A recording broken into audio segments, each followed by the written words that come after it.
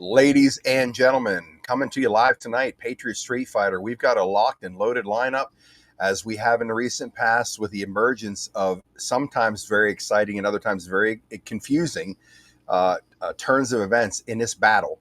The epic battle for Earth, the epic battle for the soul of humanity. This is another one of those emergency broadcast sessions. We have tonight Lewis Herms. We've got Mike Jaco. Josh Reid's on his way in. Alpha Warrior may come in here. Hadn't got any message back from him whether he's going to be here tonight or not. In any case, we got a lot to talk about, so we're going to jump right into it in a second. I want to let most of you know, some of you know, that we are going to be in Georgia this weekend. This Saturday at 4 p.m. is a tactical civics event. Rob Lane's going to be there. Rob is the composer of the county grand jury song, I think part of the most inspirational message that has driven this movement in the last year. Is going to be there performing in. Vandersteel will be there. I will be there as well. I would have tried to commandeer Mike Jaco to come on up, but unfortunately he moved from Florida over to Nevada. He got out of the hot zone, and but it's going to be a great event. Starts at 4 o'clock. That's at Hoboken Community Center, Hoboken, Georgia. Look for all the details down in the description box. If you're anywhere in the southeastern part of the U.S., come on in. That's going to be a great event, and we're jumping right into it. We've got Lewis Herms, Mike Jaco here for our roundtable. Guys, welcome to tonight's show. Good to have all of you here. Good to be here. Good to be here. There we go. We've got Scott freezing already. Wow. So I guess we're going to run the show. I guess. Our second go around today. Lewis got Mike here, and finally he's in there. We got here's your three amigos tonight, folks, and it's going to be an epic roundtable. So, guys, before we jumped on here live, we got a little distracted because we are consumed now with the emergence of Lewis Herms' candidacy for the governorship of almost said New York, but it's California. It doesn't matter. They're both crazy bowls of soup. They say it's like, bowl of cereal, a bunch of flakes surrounded by nuts and fruits, however that goes. That's kind of how California is. Don't miss being there, but I'll definitely be coming out there to help you when you throw that hat into the ring. Mike's nearby too. So it's going to be, I think, an epic We the People movement to get behind somebody who's not an inside player, who's willing to call out the scumbags, exactly what they are. And that's easy to do in California. You just shoot in any circular, 360 degrees, you're gonna hit one of those targets.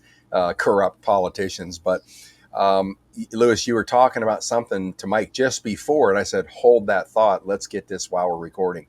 If we can pick up where we left off, then we're going to get into the battle, this white hat plan.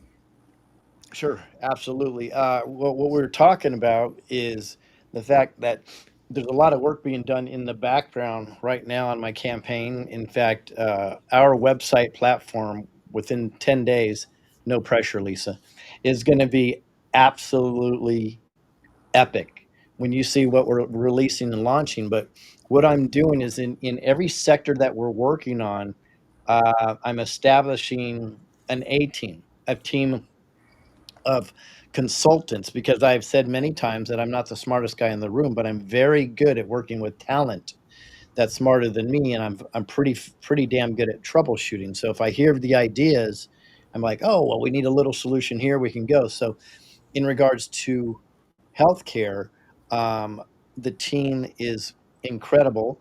There's a person that's going to help me head the team, and she's bringing some people together. I call her the OG of this movement, and I'll when she's ready, I'll release that name, because I know she'll get attacked heavily.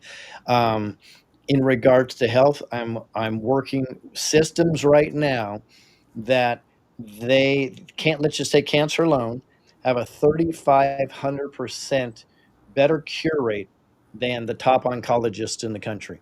By the way, this is proven. That this is not semantics. This is not any conspiracy. These are actual clinics that are doing this. I've already toured them. I've met the people in charge, and I'm flying all over the United States putting these teams together. I'm now also meeting with, in regards to health insurance, where immediately we can drop health insurance by 50%, no worries. Plus, they have the codes already set up to do things like naturopath, even an iridologist, chiropractor. Well, those will be included in health insurance as the way they should be. I'm doing the same thing with the election team, the same thing with the anti-human trafficking team, all and over. So we're building these teams in the background, and we're going to hit the ground with this. And it's going to be a huge slap in the face to the competitors, because I really, truly believe they have nothing, and they're definitely not putting in the work that our team is going to be. And why do I say our team all the way? Because this is not about me. I'm literally just a conduit. I'm just the guy there that everybody else is holding up. We the people is the team, and it's very, very exciting about what's to come. That's awesome. There was something that you and Mike were talking about. Property taxes are going to go. I mean, Yeah. sounds like that move is already being made. Mike, you were referencing something. I think Trump talked about that recently, and I know one of his advisors, close advisors, told a close friend of mine directly that all that's going away. It's unconstitutional. So if one state makes a move for that, it's going to be the opening wave that's going to just kind of roll across the country, state by state by state, because my belief is the things we're going to see is a slow moving train, with a bunch of box cars loaded with a bunch of goodies in terms of what America will again look like. And I think, on those box cars, on those trains, it says Nasara on the side of all of them. They're just rolling it out slowly as if there's a normal delivery system. That's my guess. But property taxes are a huge one. You think about it, Mike, just the concept. I mean, we grew up in it. It's what it is, and we accept it. We never challenge it. We accept it. But again, we got to come back to the basics. How the hell is it we spend a fortune on real estate, piece of property, whatever it is, house, and then the bankers give you a massive haircut in interest and all of that. You go through that process for 20, 30 years, and now you own the house, and they say, no, you don't. You got to keep renting it. You got to pay your property taxes, or we'll come take it.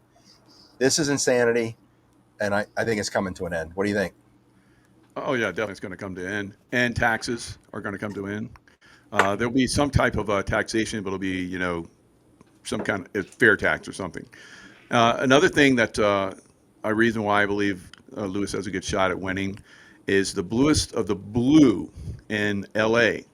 That's the bluest, liberal Democrats in the country just got burned, literally, figuratively, by their government. All right, and they are not happy, and so they're ready for a shift. They're ready for a change, and I think that's gonna. If you come in with the right, ingredients, which I believe you are, they're gonna come running to your campaign. As long as it's not cheated, like it has been for a long time in California, you're gonna win.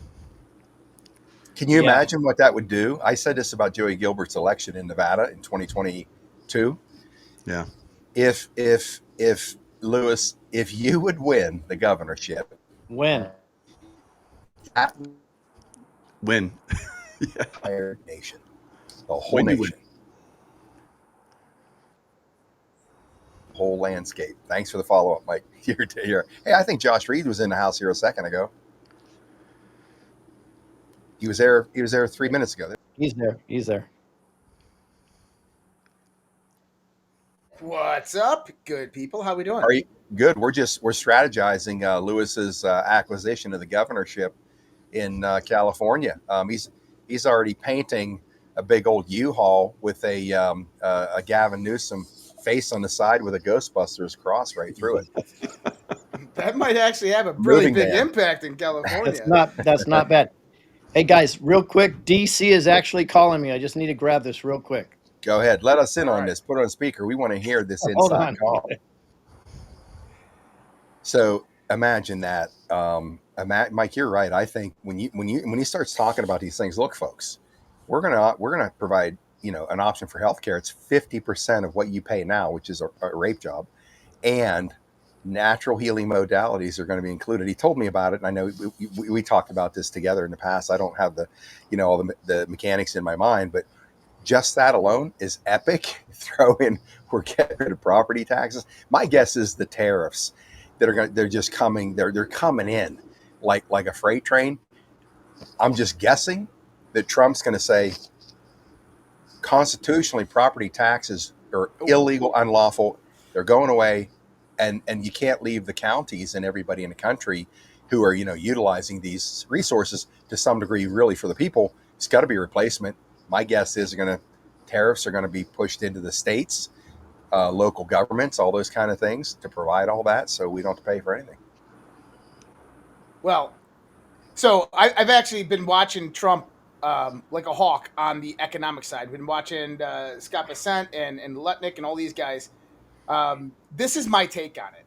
So number one is we just heard the other day Trump wants to get rid of property taxes. Today we just found out that the FHFA is moving to get rid of the home sale capital gains tax. That's what Marjorie Taylor Greene is going to introduce in the Congress.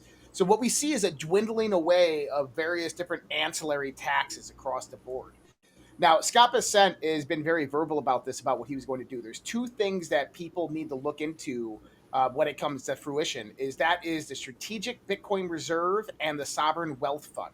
Now, there's other countries out there that have a sovereign wealth fund, and they are Saudi Arabia, Qatar, and United Arab Emirates, who basically what they do is they take the minerals from their country and they put it into a big fund. They put that into investments and they pay dividends back to their people. This is why everybody in UAE is driving around in a Lambo and a Ferrari.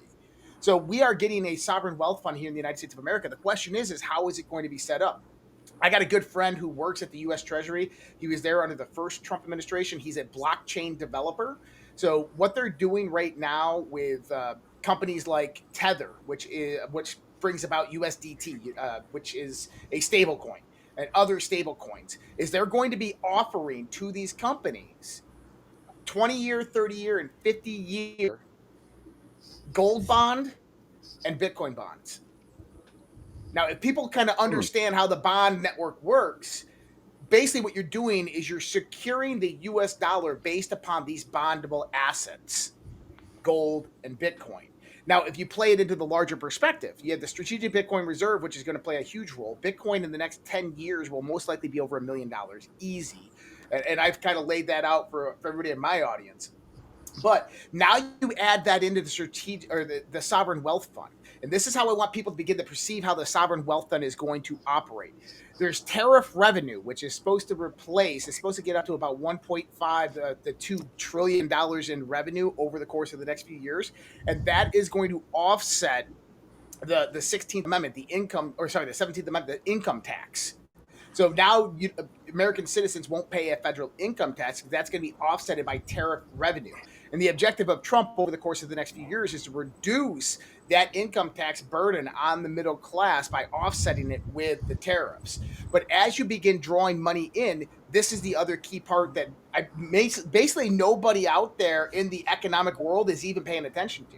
Donald Trump secured $10 trillion of investments for the United States from just three countries, Saudi Arabia, Qatar, and United Arab Emirates, over a 10-year period. Within the country, through SoftBank and other corporations and institutions, he secured about another $3.5 trillion over the next 10 years. So if people can understand that the global GDP, gross domestic product, the entire world is about $200 trillion.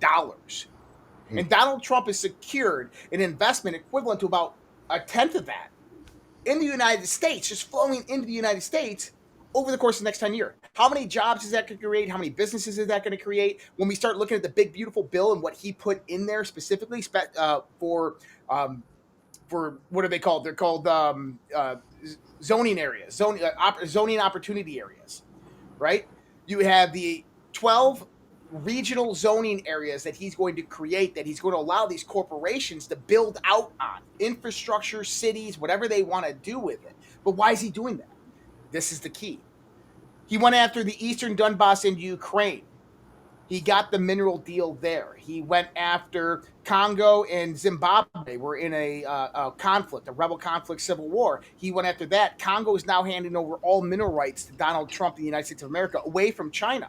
He's going after Canada as the 51st state. Why? Because he wants Northern Canada. That's why he came out with the Alaska Initiative for creating and promoting jobs, because he wants that Northern Canada area that's rich in natural resources. Why does he want Greenland? Same thing. It goes back that this is all about logistics, resources, and energy, because he who controls those three is going to control the technology infrastructure that's being implemented now, and that's going to control the technology in the next 5 to 10 years, which is AI, quantum computing, and blockchain. So when we start to bring all this together, the resource allocation that he is bringing, he's going to bring into the sovereign wealth fund. Now, here's the big kicker. There's $124 trillion worth of natural resources underneath our feet in the United States of America.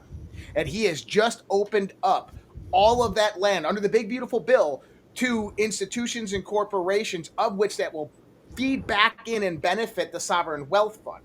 So I calculated the sovereign wealth fund out for 50 years. What I did is I said, hey, we have I estimated $35 trillion national debt, and how long it would take Donald Trump, with the tariffs that he's imposing right now, to pay that off with a sovereign wealth fund and the level of investments and job creation that's going to come from that. And within 8 years, the national debt will be completely paid off, and every American will be receiving an extra $30,000 a year just from the sovereign wealth fund in 8 years. In the next 16 years, every American will be receiving hundreds of thousands of dollars a month from that sovereign wealth fund in dividends. We'll be at a surplus in government operations, and the complete government will be funded by the sovereign wealth fund. Within 25 years, each American would have a net worth equivalent in the sovereign wealth fund, depending on how they operate it, of over $1 million. So let me ask you a question on that. So that is all based on the future evolution of the moves that he's made with these trade deals with other countries, importation of different industries, etc. But my guess is there's going to be something that's going to, because people waiting for 8 years, some aren't going to be alive then, 50 years out. It's great for the future. But there's a massive amount of wealth, number one, that's been recaptured and brought back to the United States. We know that. Other countries around the world, also the release of you got the dragon families, you got the massive gold reserves around the world, that the dynasties who have been prepared for hundreds and hundreds of years for this time when this planet can basically be recaptured by, let's call it, the angelic realm, the evolution of the human species in the angelic form, where these resources now are going to be made for all of humanity. And one of the things, I said this earlier today when I was on with Lewis, there's a form of socialism I totally believe in, and that is planetary socialism, where we take the heads off of all these killers and criminals that have done what they've done to humanity, get rid of them, and take the planet that they've created, a planet of abundance, they've made it a planet of scarcity with everything they do, the theft, everything. Now it becomes basically what God had intended, and what it originally was, a planet of abundance. There will be nothing but resources or anything else, evolutionary technology, that can give every human on Earth whatever they can desire. People think, well, that's not good. If they could just get what they want, they'll be lazy. That's BS. That's not the human species, period. That's the matrix evolution of the human species. But I think with all this wealth that they now have reacquired, and they're deconstructing that old system, somebody that's 80 years old, they want relief right now. They want to be part of this right now. Their lives need to be better now. I believe, and I know you guys do too, they have this all gamed out. They know what I just said, and my belief is they're going to make life, in a way that's not too disruptive, especially the senior citizens, to have an easier life with the remaining years that they do have. What do you think of that, Mike and Lewis? Yeah, definitely. And just like going back to Lewis, we're talking about the corruption. You clean the corruption up, like the bullet train. Trump has basically shut down funding for that. Yep. It's that corruption goes away, and the people that benefit from that corruption, the Democrat political elite, and their financiers, the billionaires, they're basically going to start to go away, and they won't have that. They won't be there. So you talk about the angelic realm. The dark angels, the fallen ones, that are pretty much have been running the show for a long time. They can't exist in the new vibration that we're creating. Mm-hmm. And I've done this around the world, doing the low vibration that I talk about, and it stops all of the attacks that are happening.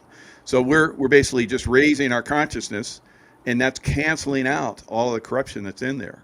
So Trump shutting down the border, all the human trafficking, child trafficking, Democrat Party, child trafficking party, right? They allowed it to come in and covered it up. And now Trump's in there. It's like he started exposing it before he got into office. He said there's like 300,000 children that are missing and the Democrats aren't doing anything about it. So he's exposing all that, and people are waking up to it. Like we were just talking about, the deep blue, Democrats in L.A. They're like, well, that's not happening to me. I don't care. And now they get burned, right? And now they're concerned. Burned out too. Burned and burned literally, out. So Burned out. that's changing a lot of people for the last 4 years. We look back on this. We're going to, of course, Trump had to step back so that everybody could see just how corrupt that system is. So the taking down of that system and the wealth that's going to be created from taking down that system, because they steal everything, is going to make everyone wealthy. Everybody. It's going to be amazing. It is amazing. And we're still running the numbers, but I'll just give you kind of a 30,000-foot view. In California, when we get rid of the corruption through the parasitic governments and corporations, right? Suddenly, you don't need property tax or sales tax any longer. And there's a lot more wealth that goes to the people. And I'm not even talking about the taxation. I'm talking about the fees and the overcharging and everything else. It's amazing that you just get rid of that alone. And my platform is a lot larger than that, but you get rid of that alone, everybody's living a much better quality of life. And when I say everybody, I mean everybody except the parasites, which is fantastic. And Josh, to your point, you may want to add to your research. There's already been a model of what you're saying that was working phenomenally, including getting rid of the central banking system. Libya. But Hillary Clinton killed him, and that was Gaddafi in Libya. I knew you were going to say that. I'm glad you brought that up. It And has to be talked about. Beautiful model. I've studied a lot about it, and I know that's not your current model, but if you look back to there, it's absolutely incredible what he was doing. And I believe that's why the Clintons took him out, and 2 weeks after he's gone, they were doing trafficking on the streets, literally on the streets. 100%. I don't disagree. I was there with you after at that, all. and I can tell you that's true. Were you, Mike? No Everything was kidding. magnificent there, and then it just crumbled after he was gone. Oh my gosh, man. Yep, and he had a resource-based economy. He brought water back to the desert, bringing it up from the water table all the way up to the surface. Was about to transition completely to a gold-backed currency and do all trade of oil and LNG in gold-backed currency off of the U.S. dollar, and that would have been a domino the deep state did not want to happen and could not afford. Although that's a lot what we've seen the BRICS nations do over the last 4 years. And it's interesting enough that Donald Trump is reversing a lot of that with his policies, bringing the dollar back into the fold of, the petrodollar. But he's doing it at the same time strengthening the dollar with this hard transition of a resource-backed economy. And it's the way that you should do it. I mean, with any type of currency you have, it should be a resource-based economy. Question then, based on what you just said, Josh, then whatever you, Mike, you think, and Lewis, I'm very likely wrong. I've believed for a couple of years that the U.S. dollar is going away. We've seen renditions of the new U.S. notes is going to replace this. It's a gold-backed system. Does that mean you don't think there will be a transition away from USD, which is a petrodollar, which is a central bank thing? As Lincoln brought greenbacks back, as Kennedy was bringing silverback currency, are we going to move out of the dollar itself into U.S. notes? That's all asset backed, or do we keep the dollar? Only if the Federal Reserve goes away, because the dollar belongs to the Federal Reserve. They control that. They manipulate that. If the Federal Reserve, which is going to go away, then we'll keep the dollar and we'll back to buy gold, I believe. I think it's actually a means to the end. Just like President Trump is using the White House the way the White House should not be used. He's using it for warfare right now in a specific way to get us back to where we need to get. I mean, if anybody goes and reads the founding papers, they would tell you the president should only be seen for a State of the Union speech, War Powers Act, or national disaster. Pretty much we don't ever need the president involved in anything. He's using the cabal type tactics that have been used before against them. I think that's why, Josh may agree or not, that he's bringing back, making the U.S. dollar powerful temporarily in order to control the direction that we really need to go. And then I do believe the Federal Reserve goes, and then we're back on a gold backed, maybe even mineral backed currency. I'd rather defer to the master, Josh, on this one though. So In 1933, this was when we all think that the big coup happened in 1913. The coup actually happened in 1933. Yeah, I was there. Yeah. So, and the reason I say that is because the original Federal Reserve was set up with a 20-year charter, right? So it was supposed to expire after 20 years. It's just a trial process. So what did they do? They put us through World War I, and then we come out of that, and they started offering massive loans, or basically throwing money at small family banks at almost 0% interest. And these banks were going out there and trying to give it away, and nobody wanted it. So they had to give it away at almost 0% interest and collateralize those loans with people's family farms. That was the roaring 20s. Now you go into 29 when they rug pulled the entire market, JP Morgan, Carnegie, all these guys. And what do? They suck up all those small family banks and the collateral that they held, which was the farmland. Then they let the farmland sit dormant, and this produced the Dust Bowl and the Great Depression. That in 1933, now you have an economic mess throughout the country. You have the end of the 20-year charter, but the U.S. is taking out massive amounts of money, borrowing it from the Federal Reserve, and they owe that to them. The Federal Reserve came out and said, well, hey, you're not canceling our charter, because that was the whole point. They wanted to cancel the charter in 33 under FDR. But they came back and said, no, you have to pay us redeemable in gold for all this, because that's how it was originally written. So this is what brought about a lot of emergency banking powers within 1933. People know as the Emergency Banking Act. One of them was House Joint Resolution 29. And what this did, it was established the Federal Reserve note as well as any other currency Congress deemed as the currency of the United States of America to be traded as U.S. dollars. So what have we seen over the course of the last few weeks? We saw Florida come out there and open up gold and silver as legitimatized currency. We had Texas, gold and silver as legitimized currencies. We got Texas and Florida both working to bring Bitcoin and other cryptocurrencies as legitimate currencies. So the idea of the dollar in the future is going to be the dollar, but it's going to be something that is a tangible, equal digital format. So you're going to have $1 worth of Bitcoin, which will be equal to 1.2 Satoshis. You'll have $1 equivalent of gold, which will be, 0.012 grams or something, of which you can use any of these currencies, but there will be some type of interoperability model that is built into it to where when you transact that, I was talking to my girlfriend about this the other day, and this makes a lot of sense, Scott, because if I go to 7-Eleven right now with a ruble, right, and I give them that money, they're like, oh, we can't accept this. Well, why is that? Because we don't have the financial infrastructure at the 7-Eleven to convert that money, give the appropriate change, and make sure everybody's making a profit, because you got arbitrage, you got back-end deals going on with Forex currencies.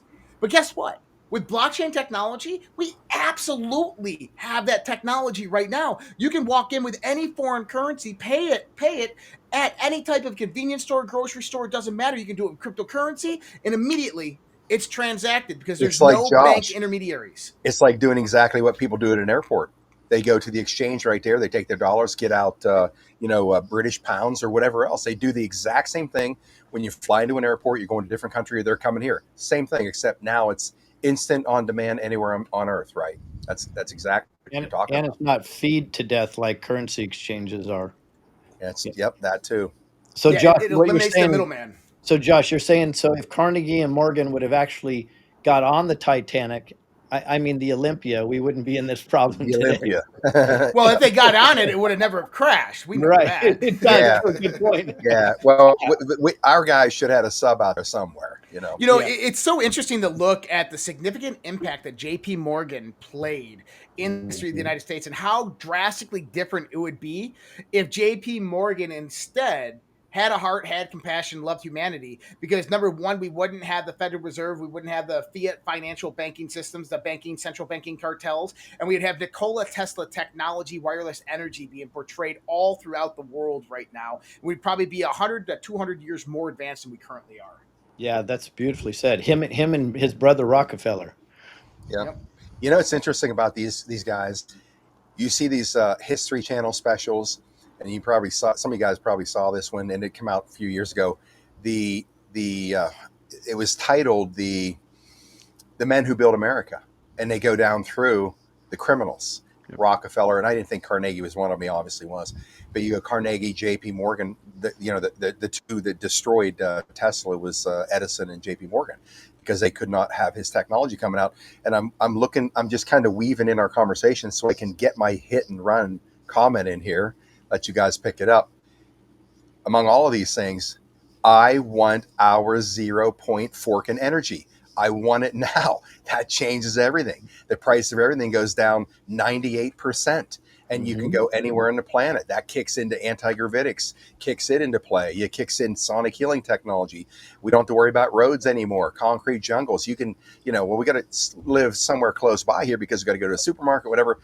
Anti-gravitics, you can live anywhere on Earth. And then, quickly transport, 450 miles away in like 4 minutes to go to the grocery store. And it gives us access to the entire planet.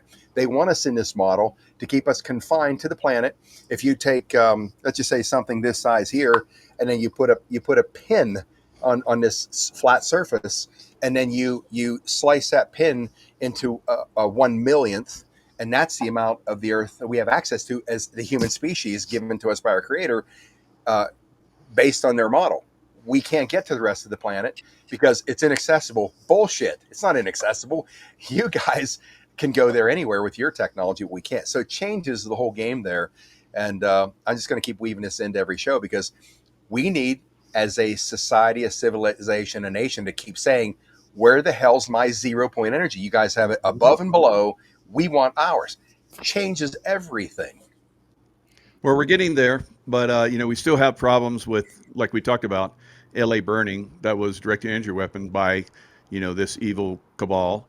And then we just had in Kerrville all this flooding, which has killed, massive amounts of people, as we're going to find out. And probably a lot of those girls that are missing were snatched. So they have to be destroyed. I think they're being, pushed into a corner and squeezed quite a bit. But until they're defeated, we're not going to get the energy because they're controlling that. And they're trying to put us in 15-minute cities. They want to vaccinate us. They want to kill us off early. They want to keep us sick. So we have to defeat them. And we're at war with them right now. And is there going to be a World War III? Possibility. Yeah. General Steve Quast was on the Sean Ryan podcast a few months ago. And he's good friends with Donald Trump. He was an advisor during the first Trump administration. He was actually one of the people that was first headed with Space Force. And he said it, and I can't believe the mainstream media didn't pick up on this, but he said that Einstein was wrong. And we know right now through the Air Force Research Lab that Einstein was wrong. Mm-hmm. And so in order for what we're all talking about and want to happen, you have to get through the institutions and the universities. And this is one of the hard pressings that Donald Trump is doing on them to reconvert them and pull them away from the globalist elites and away from the deep state.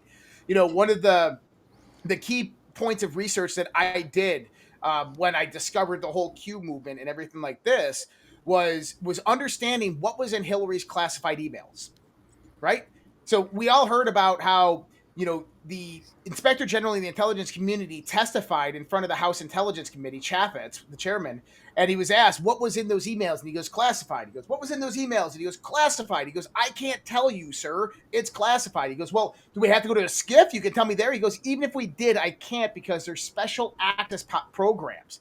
And he goes, these are read in and need to know basis only.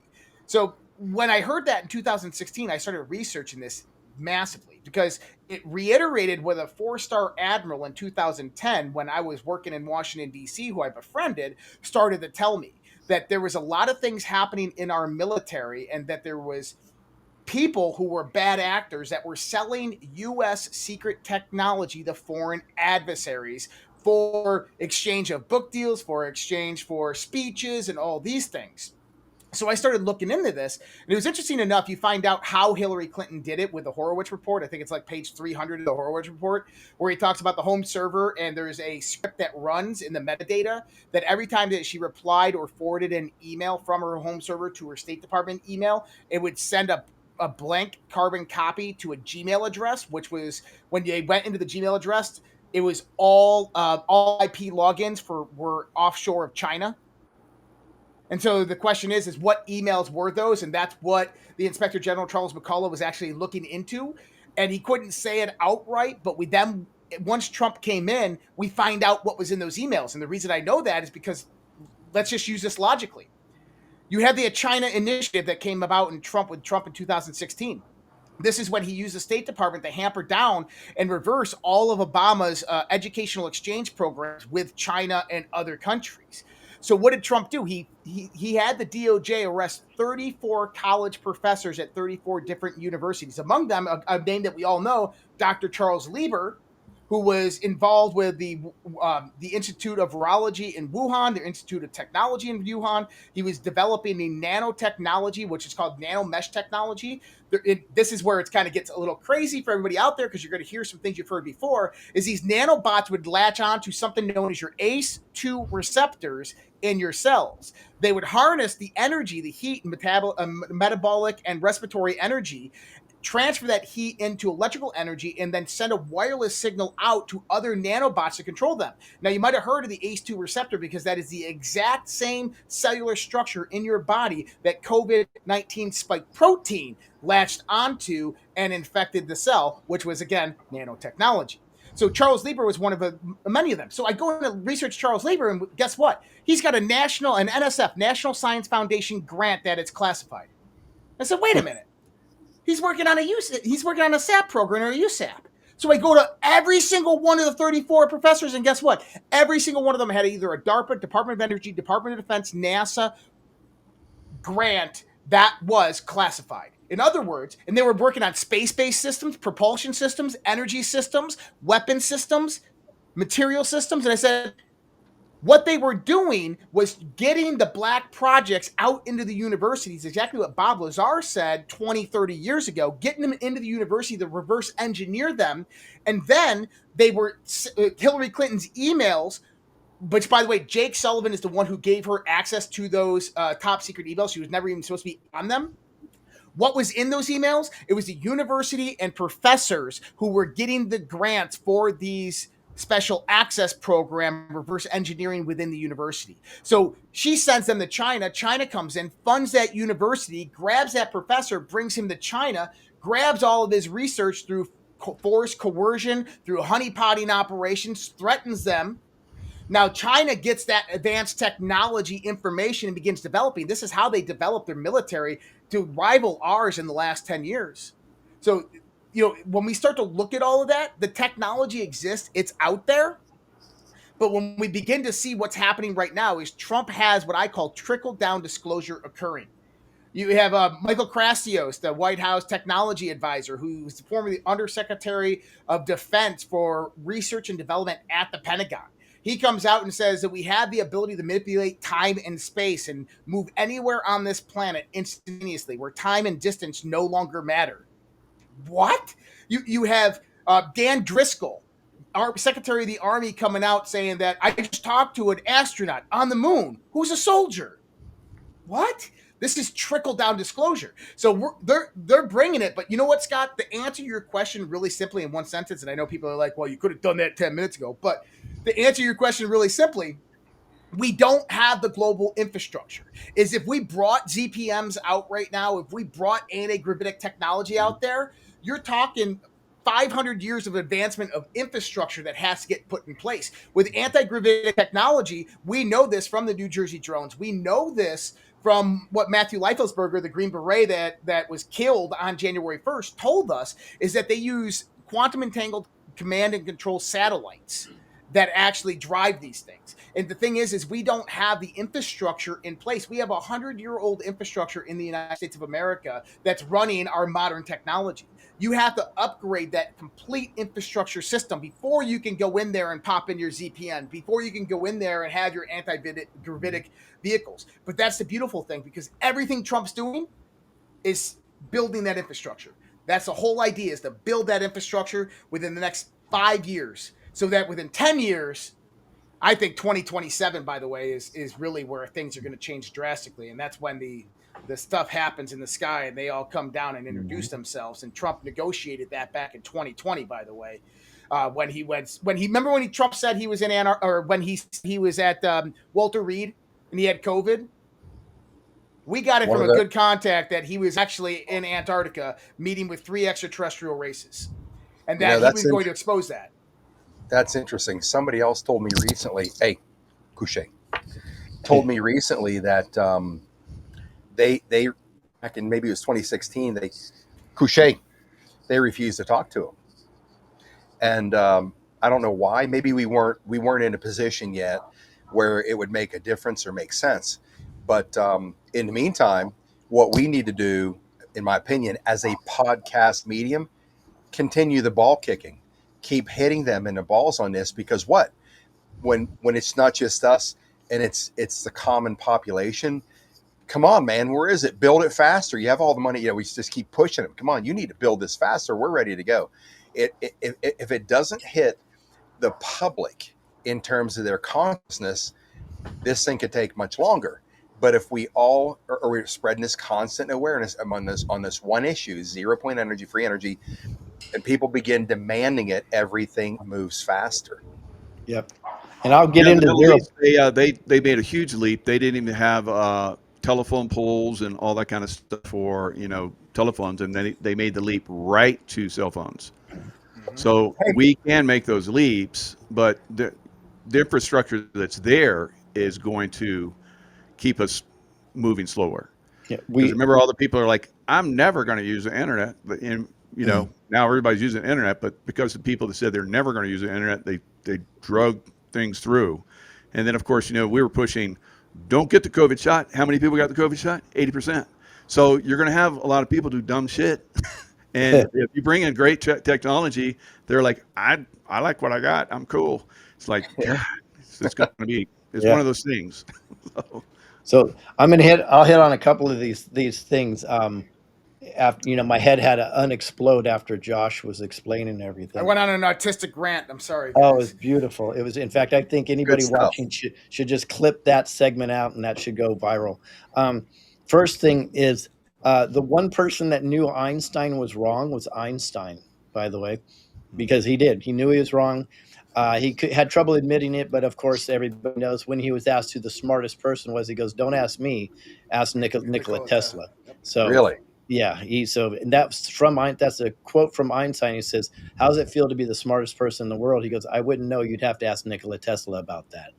So he knew who the smartest guy was, and that's why they demonized Nikola Tesla, because he was for we the people. Now, it's interesting you mentioned that series, Scott. I was brainwashed enough to buy the DVD set of that series because I thought it was so cool. And it was good.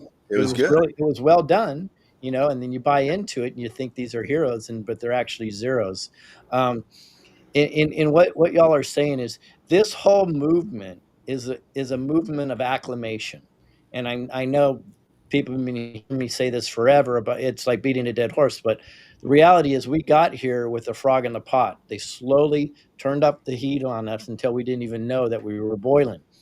In order to reverse it, I think it's the same thing. Slowly, like Josh says, drip, drip, drip, reacclimating to us.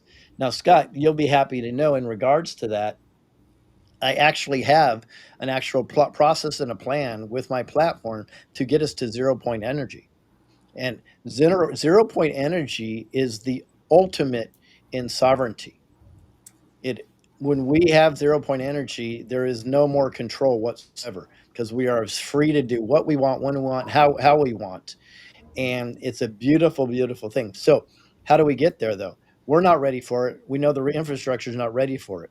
So I have a platform. In fact, this is how blessed we are with this campaign. I happen to be in a city over the weekend. Somebody walked up to me. He goes, "I need to meet you. I've dropped everything. I was called that I need to meet you."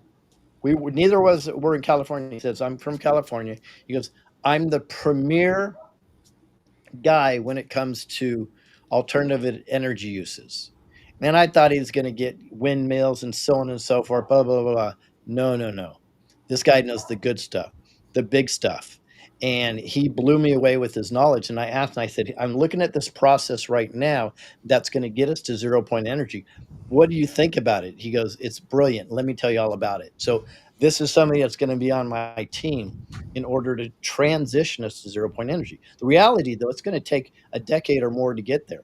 But if we can give you something in the meantime that can reduce your bill by 50 to 80%, that gives you a lot more freedom. And that's what we're working on right now. And this will help, again, transition and acclimate us to this phase. Now, I think people are going to get scared when I say this, because Trump's executive order, the last executive orders freeing up nuclear energy, this actually does a lot of this, because one thing that we're going to see in the next 5 years are modular thorium nuclear reactors. Okay, you just gave it away, Josh. I was trying to hold this until I released my platform, but it's the Got an abbreviation. infiltrator here, Lewis. I Already, know. you What got is he an doing? infiltrator. The Yeah. abbreviation could be SMR, and you know He exactly what didn't I'm sign talking the about. NDA, so well. Right. So this is some of the stuff that we're working on is SMR technology, which can be done right now, and it can be done underground without any hazard to the environment. And I'm not going to go into the details of how it can be accomplished, because that would be dumb. That's like giving away my game plan.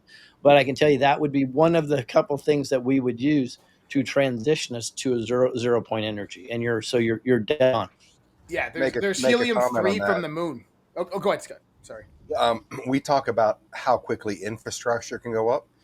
I don't know of a better, more unbelievable example of a lockdown in COVID in 6 months, literally, when we could actually get out of our houses. I mean, I never stopped, but even though I never stopped moving, all of a sudden one day I'm like, where the hell did all these 5G towers come from? I didn't see anybody out here ever building these things. They exploded like it's like chia pets, a little bit of watering, and next thing you know, 2 days later, it's overrunning your house. You talk about building infrastructure. If that doesn't prove how quickly they can get shit done, if they have the money and the capacity, nothing does. Because I never noticed these things. And I didn't notice them because we were talking about 5G radiation attacks. We weren't there yet. We didn't understand what was going on yet. But all of a sudden, you just passively notice, like, holy shit, these things are everywhere in places you'd never expect them. So, Like around schools and religious institutions. Yeah, a lot of them. Yeah, That's where in they're the building. backyard, quite literally. backyard, yeah, in your backyard.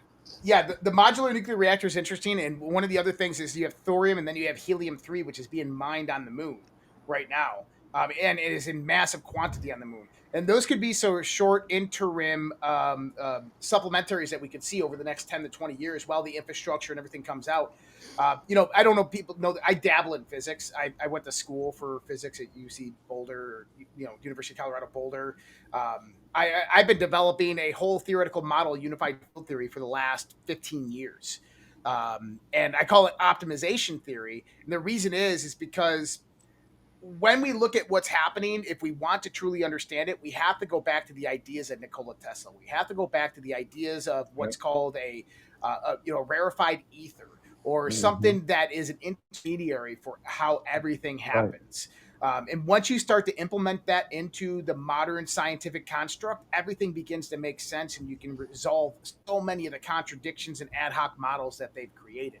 But that's one of the biggest problems in today's modern world, is that you have a controlled institution, and it's heavily redacted and controlled.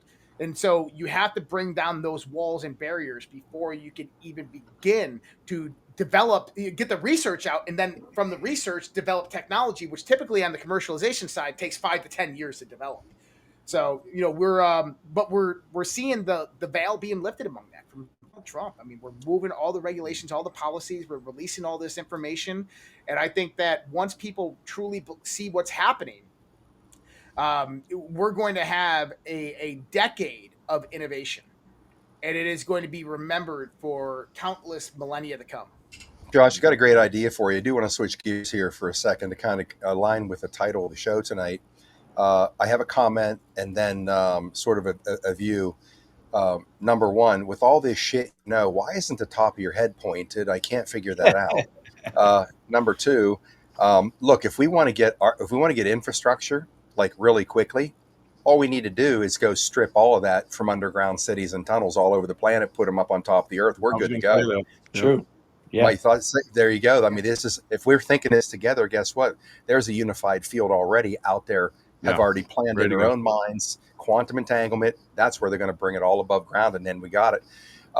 Here's some things we were talking about today.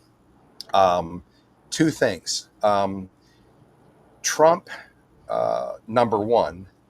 We look at this dynamic of Elon becoming oppositional to Trump. And then, of course, attacking him. And then the Epstein thing comes up. None of these things happen by accident. All these things are part of the plan. Why does Epstein come up in the ethers now? And then, of course, Elon's moved away from Trump, attacking Trump. The reason the files aren't coming out is because Trump's in there. And then, we got Bondi, Cash Patel, Bongino, and now there's this all this dissension coming up. They're now looking like they're playing for the other side. I won't even mention the person on X that put this out. I told you, all you people thought this was going to happen, this, and this, and it didn't. Well, now what you're seeing with Patel, Bondi, Bongino, Trump doesn't expose anybody. He puts them in positions of power to expose themselves. I can't make a judgment on who these people really are. Let's back to the white hat, black hat thing. Are they white hats? Are they black hats? Is this a reveal, or is it a direction of political narrative to seed the consciousness here? Number one, and number two is, what does it look like the game plan that Trump and the military have deployed using these kind of tactics? Is it to bring things back into the consciousness? People are pissed off because all of a sudden Trump's like, well, let's just move on from the Epstein thing. My theory is, and this came out of a conversation I think today with you, Lewis, or somebody else, but my theory is, again, just like the whole being able to dig into the tax records of a U.S. president, right? Trump fought it the whole way to the Supreme Court. He had nothing to hide, period. Military intelligence vetted this guy before they ever put him in the role. He was bulletproof, squeaky clean. They had nothing on this guy because he's been clean pretty much all of his life for this time. So now that they let them and they just kept baiting him in, they took it clear to the Supreme Court, right? And the corrupt Supreme Court says, yes, you can look at his former tax records. What did that do? It set the stage for now that weapon to be turned on these scumbags to go after every congressman, every senator, get into their tax record, clean house. My guess is this is kind of similar with what Trump's doing. Trump doesn't want the Epstein list to come out because he's in there. Now, let's say he is or he isn't. So they continue to push this off to the side, piss off the country, all the people we want to see, heads removed from shoulders here. Now we're just going to move on. So what happens? The Democrats are like, bullshit. We want the people that would never want the Epstein list out there. We want that Epstein list. And they're just going to go nuts and keep hammering away, because Trump's in there. And what happens? Then they go down through, they start revealing it all. There's no Trump anywhere. But it outed every one of these scumbags, with the Democrats kind of like in support. Same fashion with Jeff Sessions. Same fashion. Jeff Sessions recused himself, so Rosenstein takes over the whole Russia collusion thing. Trump's pissed, attacking Jeff Sessions. We know it was all theater because they didn't want. And who threatened Trump with removal of Sessions? They hate Sessions. They've all.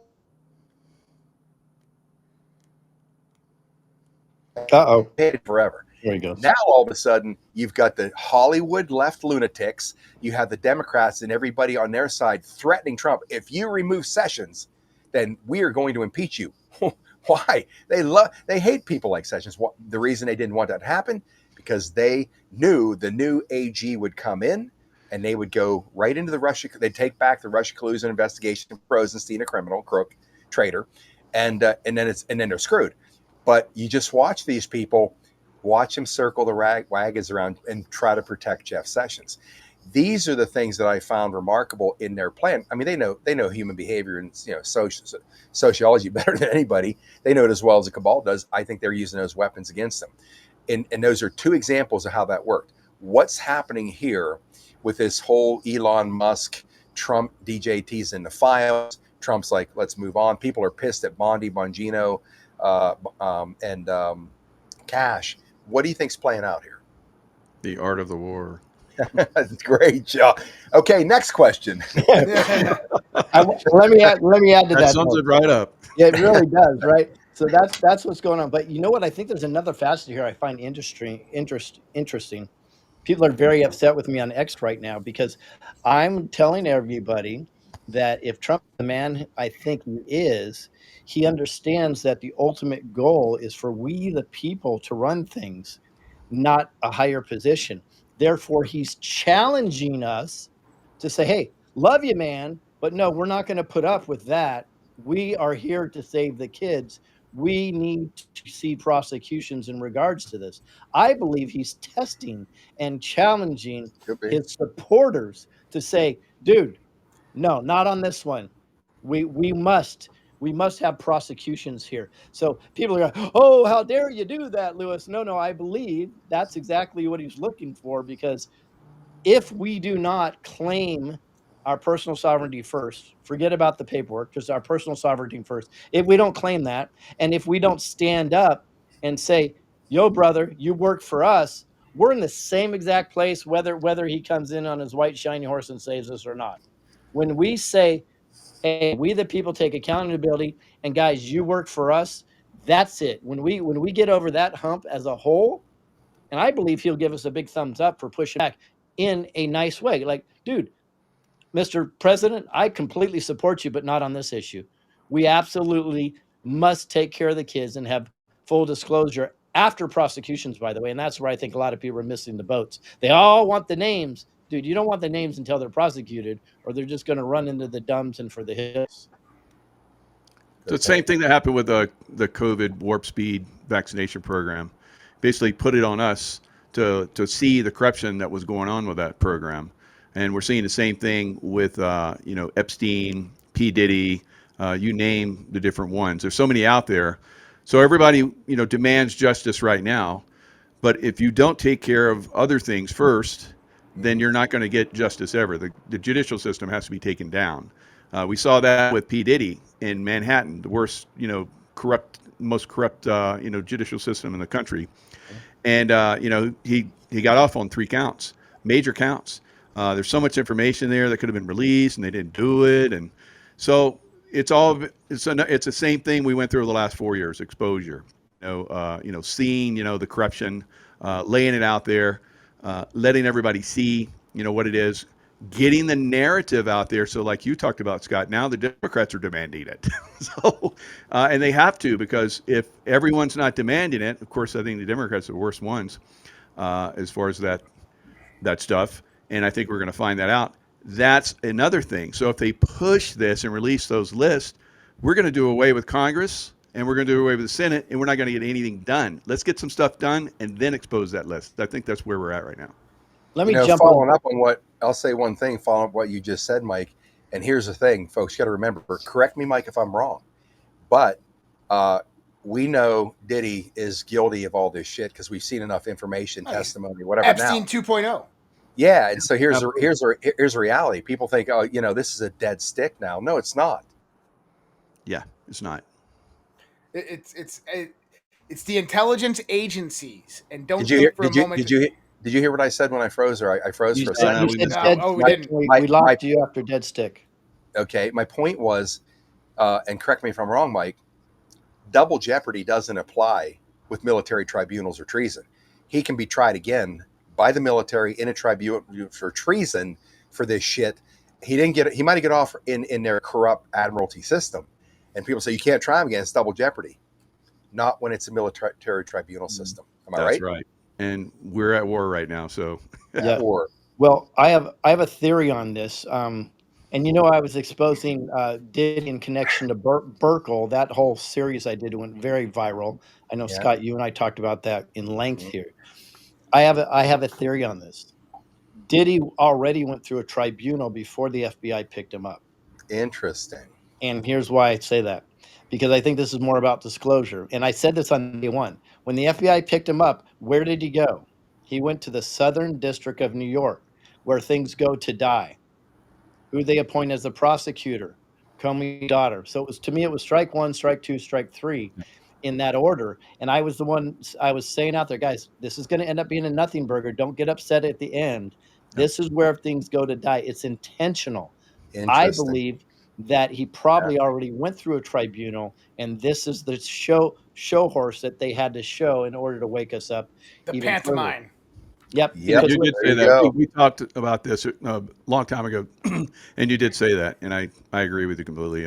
Interesting. I said that right after we got snatched up. I said, this is what we're looking at. So this is where I love the setup there, Lewis, because this makes this so much more impactful of what I'm about to say. So what if you knew something Like was coming? nothing you say is not impactful, Josh. Come on. Finally, Josh, we've been waiting for something in Make a point. Here's Yeah, all the make a lights, good camera, action. make a good point for Christ's sakes already. So what if you knew something enormous was coming, something huge, something bigger than you could ever imagine? That if you did this, if you're the president and your DOJ did this, you're going to be ridiculed, you're going to be criticized. No one's going to believe you. They're going to believe that you're abusing your power, seizing your power. And even regular day average Americans, the left, the moderates, are all going to turn on you, even probably your own base, if you did this. Let's say that this thing is the arrest of a former presidential administration, Obama, Biden, you have Clinton, Brennan, Comey, Jake Sullivan, all of these figures, that you're going to take them all down. But you can't do that right now. The country would turn on you. They'd be like, what the hell is going on? Donald Trump is weaponizing the DOJ against all these people. What did poor Barry do, right? Because here's the thing.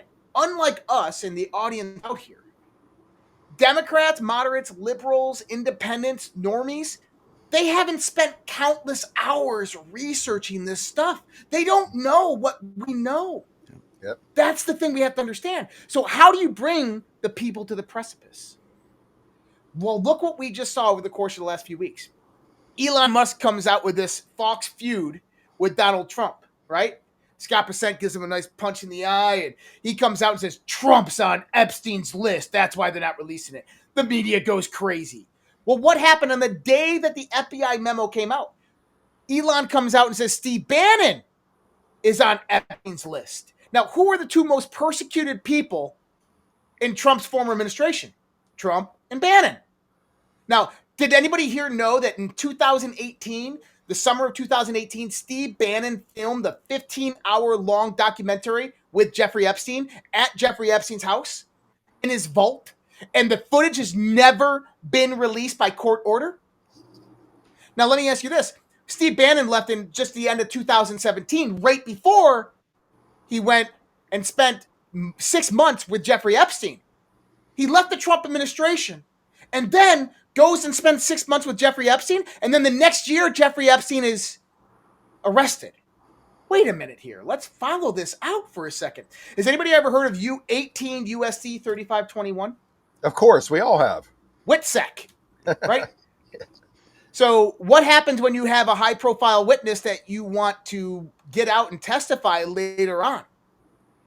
Remember the rumors from the former mob informant that said that Bill Barr visited Jeffrey Epstein the day of his death in jail? What was Bill Barr doing there? He was signing the deal. What was the 15 hours of testimony with Bannon? It was 15 hours of confessional testimony, putting out the names, connecting the dots, giving that information over the Donald Trump, the Trump card.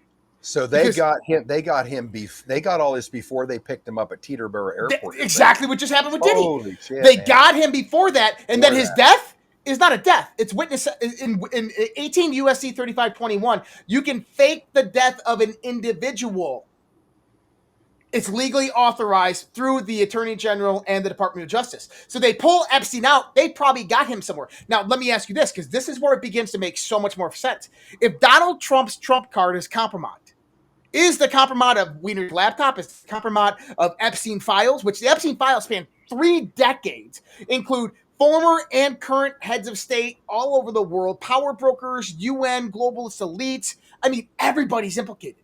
If Donald Trump held that, how easy is it now for him to renegotiate the world of trade deals? What did he do on the exact day that the FBI memo came out? He sent out the trade deals to all these heads of state, right? He wore a yellow tie at the press conference when he was talking about Jeffrey Epstein. Why are we talking about Jeffrey Epstein? What? Pam, do you even want to answer this? He's wearing a yellow tie.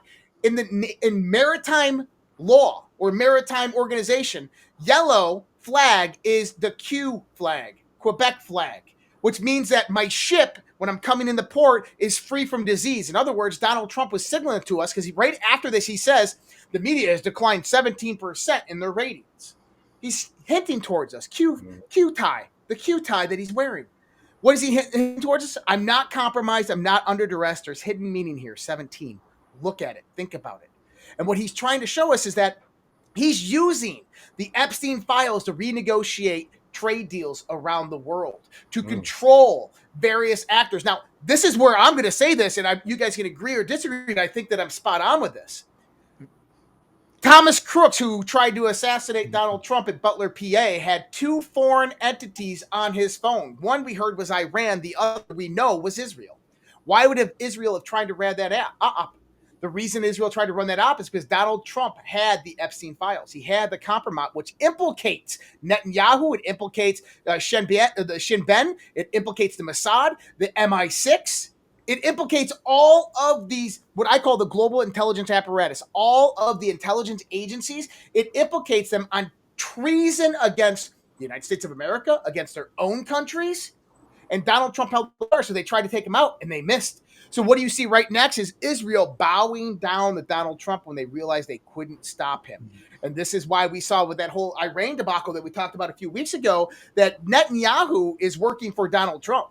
Donald Trump is not working for Netanyahu. Netanyahu and Israel are under the power and control of Donald J. Trump, as with Saudi Arabia, as with so many other countries in this world.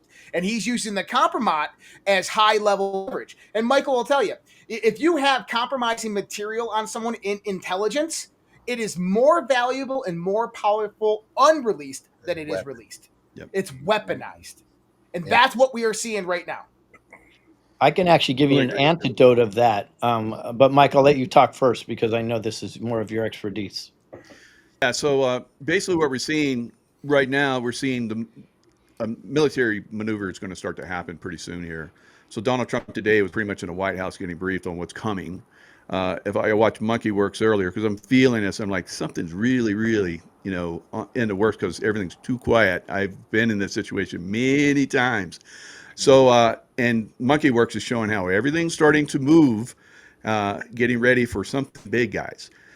So I think we're going to see some serious military maneuvers, and it's because Trump controls everything, and they don't like it, and they're trying to take that away from him. $40 million hit on Trump right now from Iran. They just put it out. So what do you think is going to happen to Iran? He's going to blow the hell out of them, right? I said this a while ago. It's not done yet. Those B-2 bombers, that was the beginning strike. Well, and we got 2 factions in Iran, right? Yeah, Iran's in the middle of a coup. Exactly. Iran's in the one middle of a that's coup. not working it needs a little help, evidently. The clergy and the mullahs and the Ayatollah Khamenei or whoever they got in his place versus the IRGC and President Pezeshkian, who are the ones negotiating with Trump. Right. And called the ceasefire. That's why when the ceasefire was called, Iran's like, we didn't do a ceasefire. What are you talking about? And then 5 minutes later, they're like, yeah, we did. It's all good. Because there's 2 factions fighting for power and control in Iran right now. And there's been military operations internally happening in Iran. And, Donald Trump said something interesting, Mike, on his Truth Social after all of that. He said that we just destroyed the largest nuclear weapon ever created.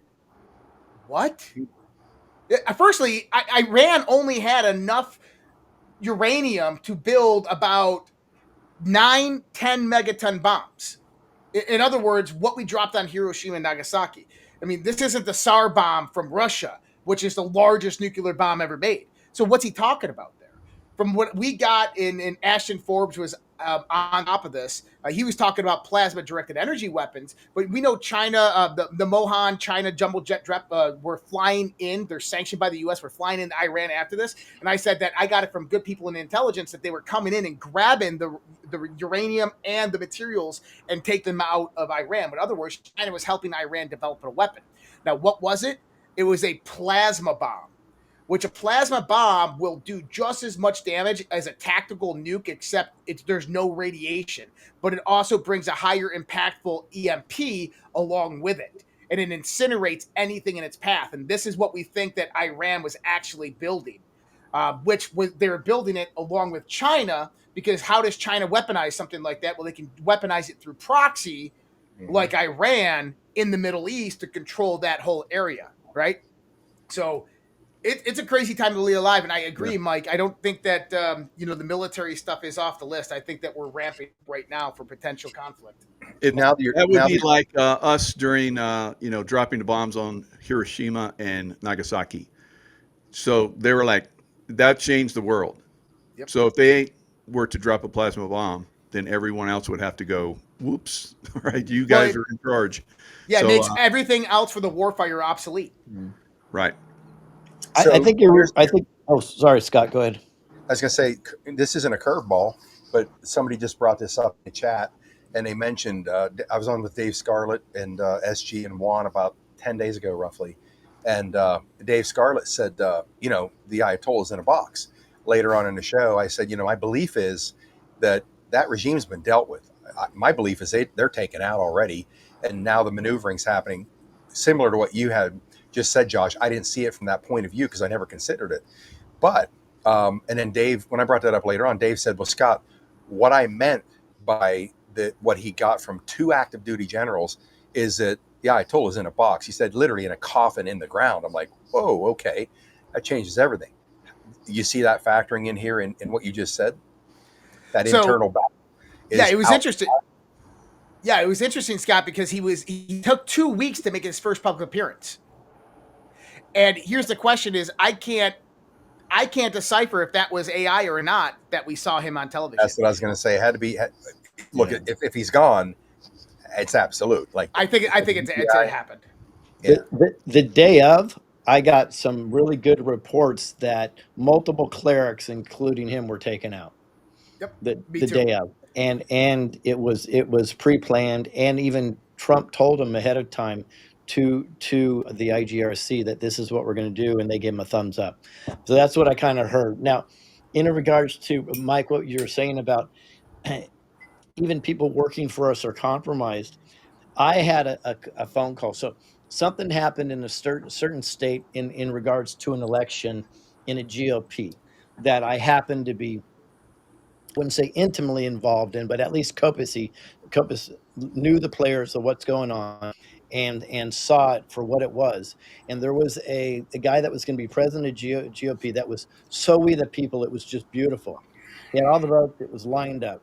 And then at the 11th hour, people that are working with Trump came in and they said, oh, Trump just endorsed so-and-so. And everybody needs to put their money behind, their vote behind them. Sure enough, that person that Trump endorsed got in as the president of this certain GOP.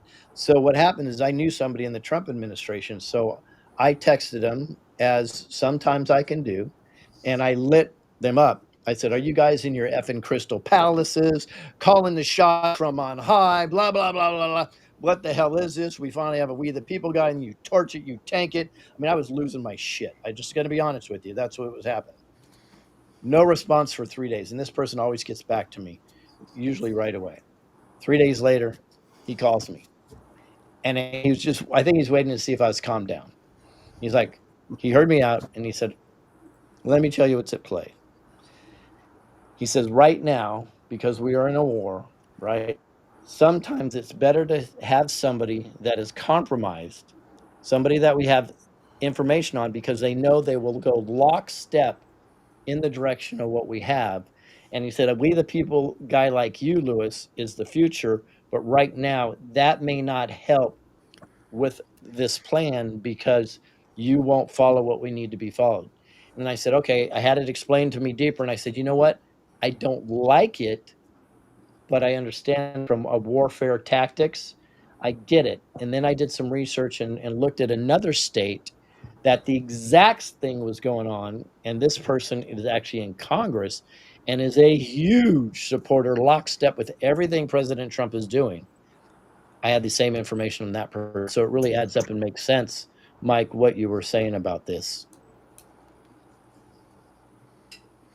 Yeah, if the guy's dead, then I would say that the former the mullahs are out, and maybe the other guy that comes in, who's the palace guy, whatever, what's his name? Pezeshkian, you have the president Pezeshkian, and the way that Iranian government works is kind of interesting. You have the Iranian army, which works for the parliament. You have the IRGC, which works for the clergy. Then you have the president, and then you have the mullahs and the clergy up here. And what we heard was coup was the clergy and the mullahs, that their power has been removed, but they're still there and have certain factions of power. And it was the IRGC internally that is forming that coup on them, and they're trying to fight it off, but they're losing horribly because there's still IRGC hardliners that are with the clergy and the mullahs. Well, you know who they need, and this is going to be a surprise to people. And I was just telling somebody about this that I know is from Iran. They need, as happened before, they need the students to step up and support, because the students have so much gravitas when they are running these public things and pushing back against the government. I know they got beat down and shut down before, but this would be the perfect time for the students in Iran to do it, because they really got traction before. Now I think this time could put them over the top. Yeah, now they got a guy that can help deliver their victory. Yeah. Right.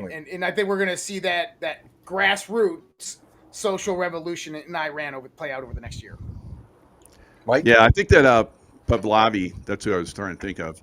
I think if he comes back in, he's even said, I will be the transition. And I think he would bring in a lot of, the world. Because like we were talking about, the students just did it. They're not going to get any recognition, I don't think. The people, if they do it. So I've heard a lot of people talking, they've been on different talk shows, and they're like, the people need to take over. And I've been in the Middle East. It's not going to get any recognition. So you need someone to make that transition. Now, a lot of people are scared that this guy's going to come in and he's just going to, do the old Shah, control system and he's going to get puppeted by, MI6 and CIA and all that kind of stuff like the last one was. I don't see that. But, that's where the people decide too. So that's when, like we're talking about, the students revolted. And I think that with this guy, they can start to have free and fair elections and really make things go in the right direction. But the fact that it hasn't happened yet, and I felt that if it's a long period of time, like we've seen, and it doesn't happen, it's not a good sign. Last question, guys. We can go for a little while on this, but how does this factor in to that drop we're all waiting for, saving Israel for last? What is that shaping up like now? I think Israel and America are one and the same. So the save for last is basically clean out the corrupt side. I think the corruption is going to be cleaned out in America, is being cleaned out. And once it is, then Israel gets cleaned out.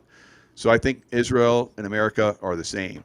And that's going to be very interesting, I think, going forward. So when we had the tribes of Israel, basically, Babylonian king came in and took over and they scattered. I think a lot of them came to America.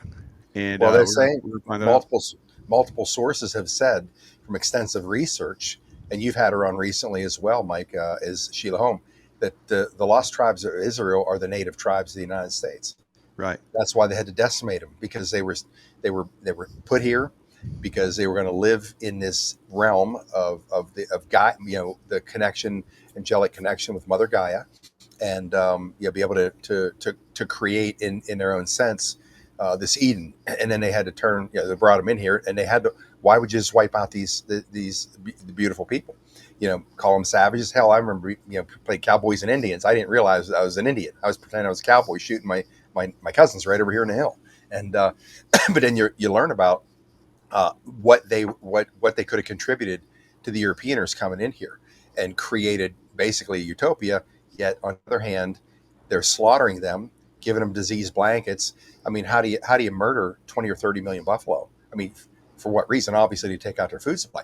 The gravity of the annihilation of anything good in this country started back then. President, military, etc. It's a travesty that we never talk about. We talk about genocide around the world, and I've heard this many times. Black America, Democrats, we need reparations for Black America. I'm like, absolutely, I'm all for that. Right after we rectify the worst and what happens to Native Americans, land stolen, cultures destroyed, some completely wiped out. Okay, let's take care of that first. Then we'll have the conversation. Yep. Right? Trail of Tears was, I'm probably lucky to be alive, coming from the Cherokee Nation. Lucky we're here. They damn near took out all of them just in this horrific travesty there. You guys pick up on the next question or two. I think I'm questioning. I got to roll here in a minute, but I wanted to just comment on Save Israel for Last. I think that we're seeing it, and what I think is that we have to define that. What does that really mean, right? Saving Israel for last, and I think what it means is that we remove the Samson option. Number one is we remove Israel's coercive force blackmail from the Western world, which is 180 nukes pointed at us, right? So that's number one. Number two is you remove the deep state intelligence apparatus from Israel, which would be parts of the Mossad, parts of Shin Bet that are integrated within this deep state apparatus. You remove the political deep state, and that I believe that does include Netanyahu, freeing up all of that. And so I think that that's what it means by saving Israel for last is kind of removing all of those parts. The same thing that, like we're saying, the same thing that's in the United States. It's there's one and the same, and we have to uproot the deep state here in the United States and get rid of that. Look how long that's taken. That's a decade, right? You know, so you have to do the same thing that we're doing here there. And I think that it's been in progress for a while. And I think that with Donald Trump having the keystone, the Epstein files, the keystone that brings everything together. You got to remember, the Epstein files, they tie in, let me see, WikiLeaks emails, they tie in the 2016 election corruption, they tie in COVID-19, they tie in the 2020 election. It brings everything together because all of those players and actors are directly affiliated with all of this. So I think that with Trump having that as his trump card and kind of letting the world know by basically saying, hey, we're not releasing this, it's a nothing burger, there's nothing here. He's telling the global elite, he's telling world leaders, I got this information, you son of a bitches. And so when I come knocking on your door, you better answer and you're going to do some deals with me. That's what the message he's sending in private. And I think that that is going to completely revolutionize the ability for Trump to renegotiate the world, especially. I'll tell you what, I believe that Israel will go fast. Like you said, it's taken 10 years to get rid of the deep state here. You get rid of the deep state here, you just took care of 80% of the deep state in Israel. Agreed. Yep. 20% is left. What we're seeing is a Trojan horse operation. You know, some of you have already heard me say this. So I call it the Trump's Trojan horse. And in regards to this, is you have the construct of the Zionist Khazarian mafia factions, right? Which is what is propped up Israel and the United States for several decades. Most people know that story. So how does President Trump take down the Khazarian mafia, the Israel faction of that, and the Zionists? How does he do that? He has to cozy up to them as close as he possibly can. He has to put Zionists into his cabinet. He has to act as if he is aligned with Israel in lockstep, because what can they do? They always throw out the anti-Semite, anti-Semite, anti-Semite.